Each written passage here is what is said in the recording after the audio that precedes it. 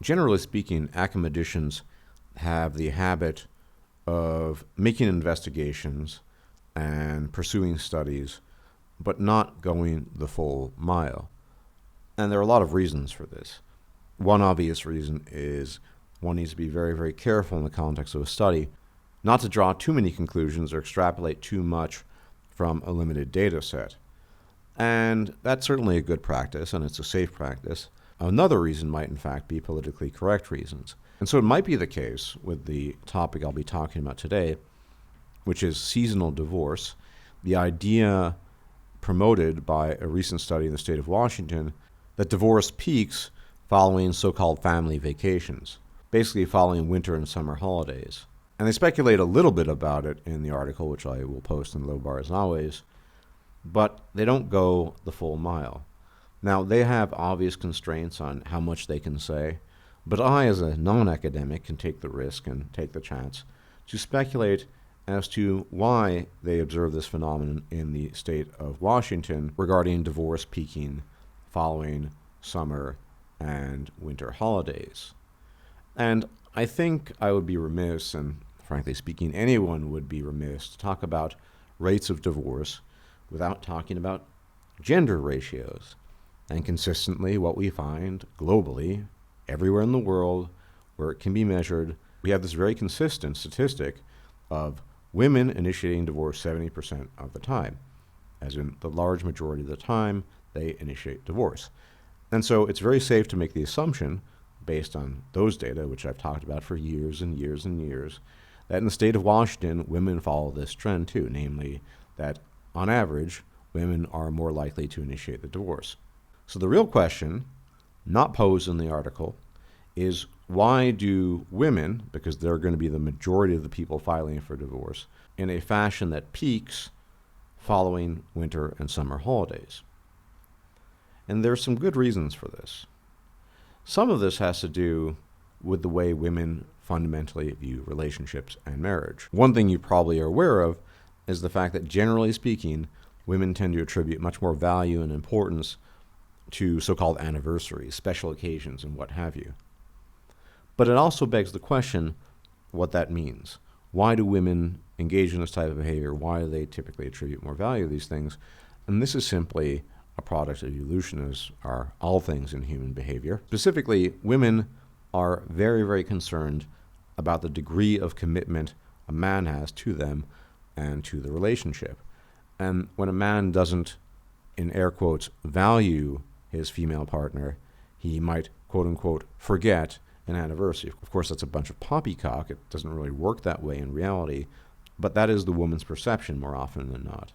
So birthdays, anniversaries, etc., etc. Shit tests, too, are a version of this.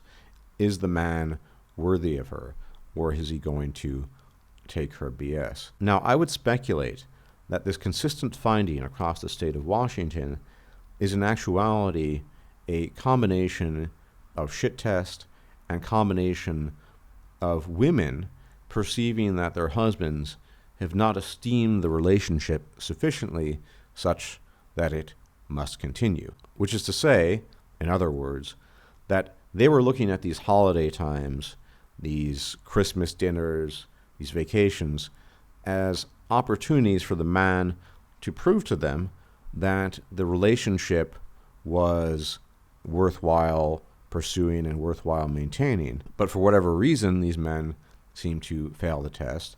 And in a way, such holidays and vacations are a good proxy for special events in the relationship, whether it be birthdays, anniversaries, things women think are important and that their husbands are supposed to remember arbitrarily, etc., etc.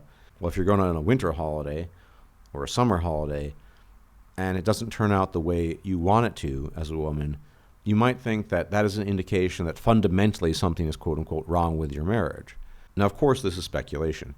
I am forced to speculate because mainstream academia won't touch a topic like this with a 10-foot pole.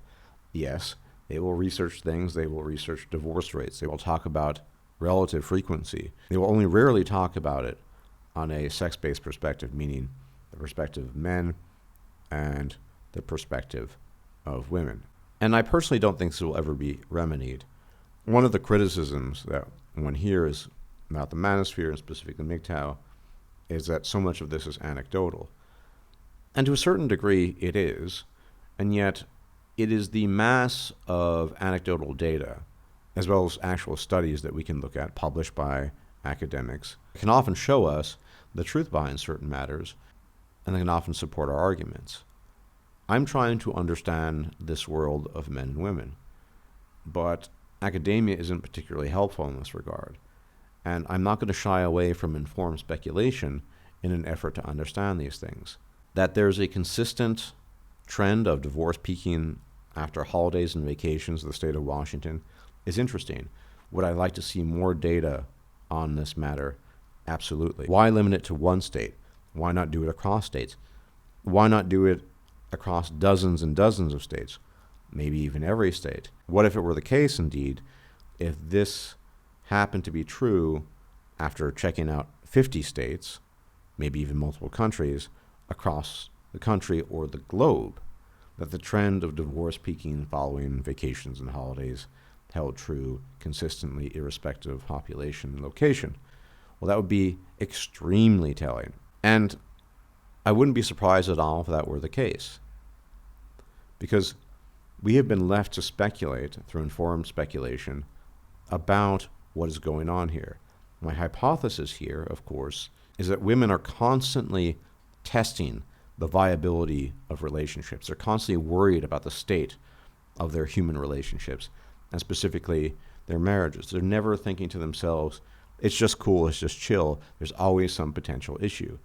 And a holiday or vacation, family vacation, is a way of seeing whether or not the marriage is quote-unquote worth it. The amount of attention paid by the man, the amount of time invested during this holiday time, these could be good indicators to a woman as to whether or not she feels like the marriage is on the rocks, which then leads to divorce. Now, it is true, maybe some of these people, almost certainly some of them in Washington state, are men who are filing for divorce. But again, without specific gender ratios being mentioned, we have to make the assumption based on the global statistic that what holds globally and countrywide in the United States also holds true in the state of Washington. And so what I would like to see going forward is more of this type of study.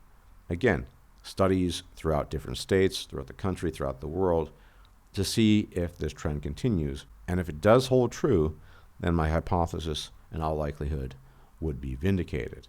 And it would no longer be informed speculation. It would be almost certainly true. But again, within academia, there are many, many constraints. And more often than not, academicians cannot speak openly on these matters.